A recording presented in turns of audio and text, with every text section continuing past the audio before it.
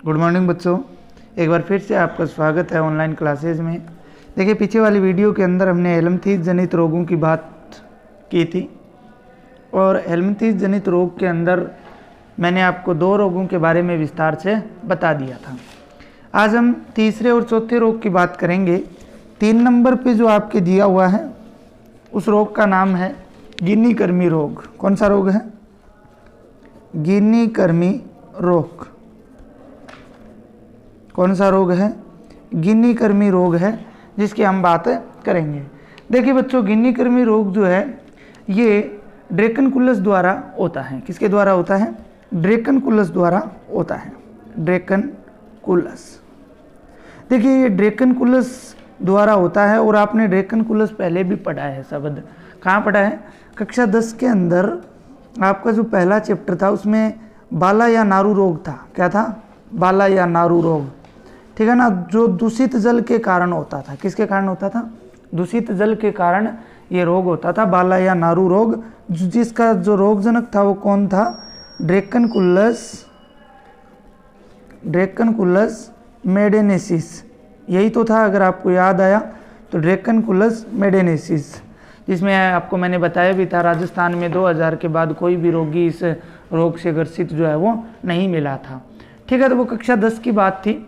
अब हम इसको गिनी कृमि रोग जो है वो पढ़ रहे हैं, तो उसका भी जो संक्रमण है वो किसके द्वारा होता है? ड्रैकनकुलस के द्वारा उत्पन्न होता है।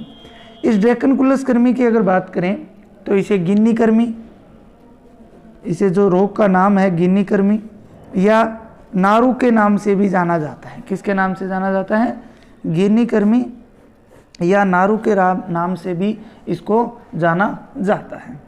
बात करते हैं, ये जो गिनी कृमि होता है, जो ड्रैकनकुलस है,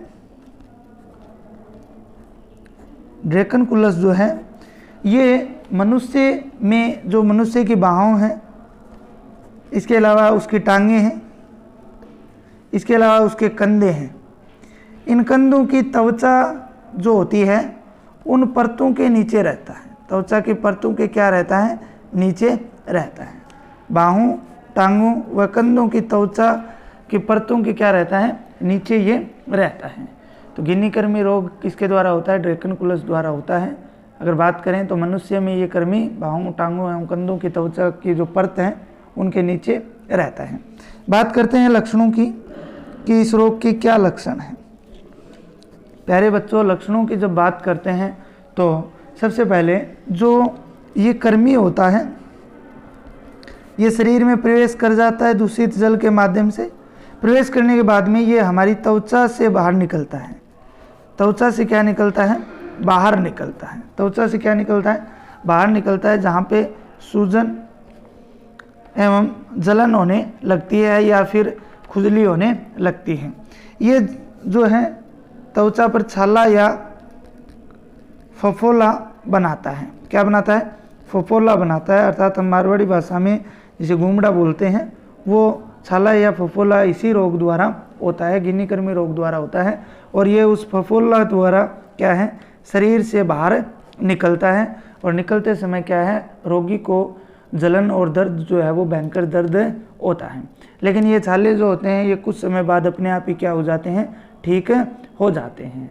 तो ये था गिनी या कृमि रोग। अगर उपचार की बात करें कि इस रोग का उपचार क्या है, तो प्यारे बच्चों, उपचार जो है कृमि को या तो शल्य चिकित्सा क्रिया द्वारा बाहर निकाला जा सकता है। किसके द्वारा? शल्य क्रिया द्वारा। कृमि को शल्य क्रिया द्वारा हम क्या है? शरीर से बाहर निकाल सकते हैं। ठीक है। दूसरा क्या है? जैसे ही जो फफोला बना हुआ है, फफोला या छाला जो होता है, ठीक है, उससे जब ये बाहर निकलने का प्रयास करता है उस समय इसे पकड़कर या लकड़ी पर लपेट कर इसे क्या है? बाहर निकाला जाता है, बाहर की तरफ खींचा जाता है, जिससे ये बाहर निकल जाता है। लेकिन इसके आधा अंदर रहने की जो संभावना है वो ज़्यादा रहती है। तो इसलिए इस रोग के लिए शल्य क्रिया द्वारा इसे शरीर से बाहर निकालना ही उचित माध्यम होता है। ये था आपके गिनी कृमि रोग। इस रोग के बाद में हम 4 नंबर रोग की जो बात करते हैं, जो लास्ट है आपका हेलमिंथेस रोग के अंदर, वो है टीनिएसिस कौन सा रोग है, नाम लिख देता हूँ।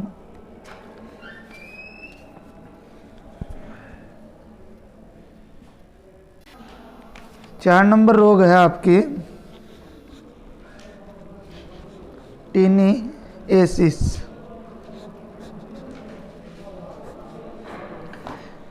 प्यारे बच्चों, 4 नंबर रोग का नाम है टीनिएसिस। देखिए इस रोग में क्या होता है, ये रोग जो है वो फीताकृमियों की विभिन्न जातियों द्वारा होता है। देखिए ये जो रोग है ये फीताकृमियों द्वारा होता है। किसके द्वारा होता है? फीताकृमियों के द्वारा, या फीताकृमियों की जो विभिन्न जातियां हैं उनके माध्यम से ये फैलता है। इसके अंदर अगर लक्षणों की बात करें तो जो रोगी होता है, रोगी के उदर या पेट में क्या होने लगता है?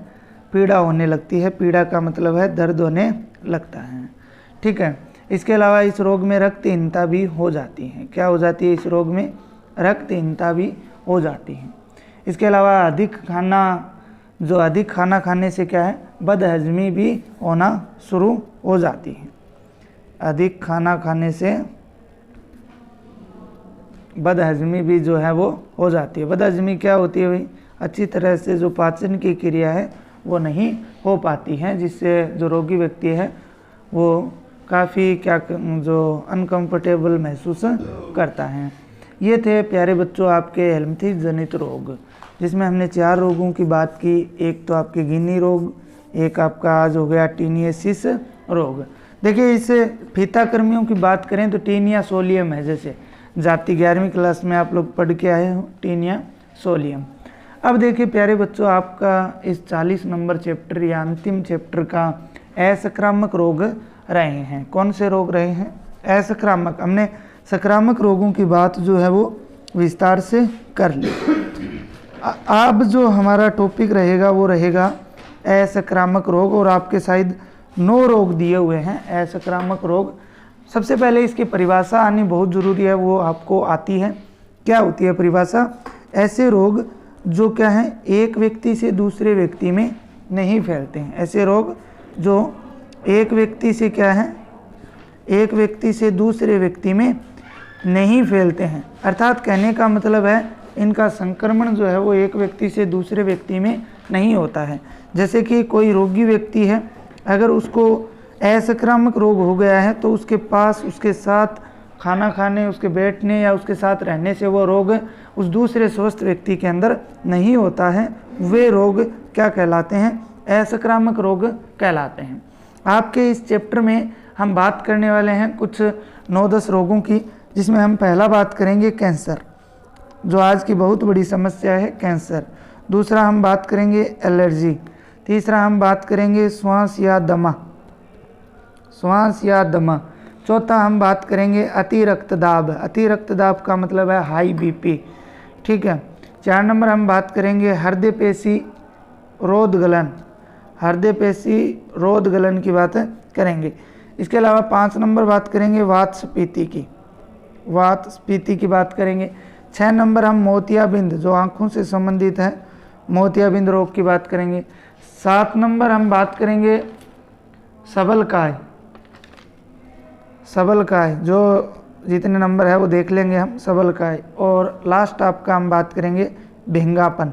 कैसापन? भेंगापन। यह आपके कुछ असंक्रामक रोगों की लिस्ट है जिनकी हम विस्तार से बात करने वाले हैं, और इसके बाद में आपका जो चैप्टर है वो पूरा हो जाएगा। इसके बाद में हम शुरुआत से फिर से, या जो चैप्टर रहे हैं उनकी बात करेंगे। तो कैंसर की बात हम सबसे पहले असंक्रामक रोग के अंदर करेंगे, और इस कैंसर से पर्सन आने के चांसेस 100% हैं, क्योंकि असंक्रामक रोग में ये बाकी रोग भी हम पढ़ेंगे, लेकिन सबसे महत्वपूर्ण जो रोग है वो कैंसर है। और आज के युग की सबसे बड़ी समस्या भी क्या है? कैंसर है, जिससे बहुत सारे लोगों की प्रतिवर्ष मौत जो है वो हो रही है, और अभी तक इसका कोई भी जो सही इलाज है वो नहीं मिल पाया है। लेकिन कुछ हद तक जो रोगी हैं वो कैंसर से ठीक भी हो रहे हैं। तो प्यारे बच्चों, हम कल शुरुआत करते हैं असंक्रामक रोगों की, जिसमें 1 नंबर पढ़ेंगे कैंसर। आज के लिए इतना ही, धन्यवाद।